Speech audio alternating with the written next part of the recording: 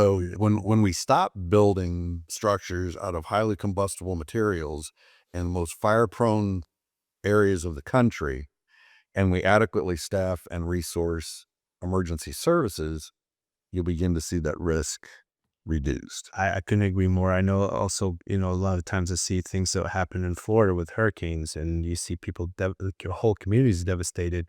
Embassy would go back and build the homes the same way. One time I recently found out that if you were to, I think they put these kind of foundation kind of pillars, if I'm not mistaken, into the ground. If they dig it like 10 feet deeper, it would actually make a much bigger difference with fractional extra costs. Like the additional cost is marginal.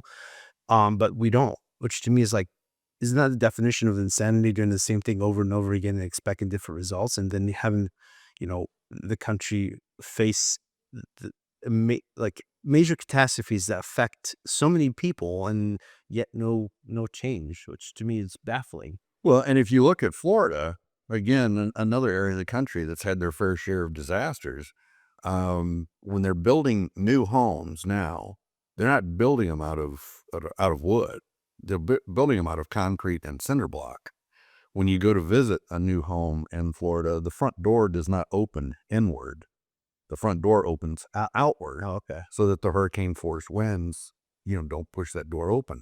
So I think Florida is a prime example of an area where they've learned lessons Oh, really? from their Okay. experience and have moved to change their building codes, have moved to change their standards. And, even if you look in parts of New Mexico, which is the desert, those homes are built from concrete and adobe, not commonly seen as being combustible materials.